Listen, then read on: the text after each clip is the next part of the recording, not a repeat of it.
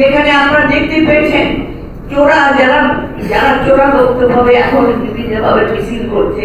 গণতন্ত্র রক্ষা আন্দোলনের উদ্যোগে মঙ্গলবার সকালে বর্তমান প্রেক্ষাপটে বাংলাদেশের গণতন্ত্র ও সংবিধান শীর্ষক আলোচনা সভা অনুষ্ঠিত হয়েছে। মঙ্গলবার ঢাকা রিপোর্টার সিনেটিতে অনুষ্ঠিত এই অনুষ্ঠানে প্রধান অতিথি হিসেবে উপস্থিত ছিলেন বিএনপির স্থায়ী কমিটির সদস্য বেগম সেলিমা রহমান। এছাড়া বিশেষ অতিথি হিসেবে উপস্থিত ছিলেন বিএনপির যুগ্ম মহাসচিব অ্যাডভোকেট আব্দুস সালাম আজাদ, বিএনপির জাতীয় নির্বাহী কমিটির সদস্য আবু নাসের মোহাম্মদ রহমতুল্লাহ, বিএনপির জাতীয় নির্বাহী কমিটির সদস্য ও সাবেক এমপি বিলকিস ইসলাম, বিএনপির জাতীয় নির্বাহী কমিটির সদস্য প্রিন্সিপাল শাহ মোহাম্মদ নিসারুল হক সহ আরো অনেকে। প্রধান অতিথির বক্তব্যে বেগম সেলিমা রহমান বলেন, তারা চেষ্টা করছে নির্বাচনকে পিছিয়ে দেওয়ার জন্য, তারা চেষ্টা করছে পিয়ার পদ্ধতি, এই পদ্ধতি কেউ চেনে না, জানে না, বোঝে না।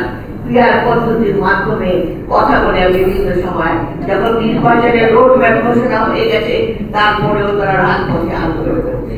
আজকে আপনারা দেখতে পাচ্ছেন সমগ্র বাংলাদেশ আপনারা দেখেছেন এখনো আওয়ামী লীগের দোসররা তারা কিন্তু এই বাংলাদেশে আছে।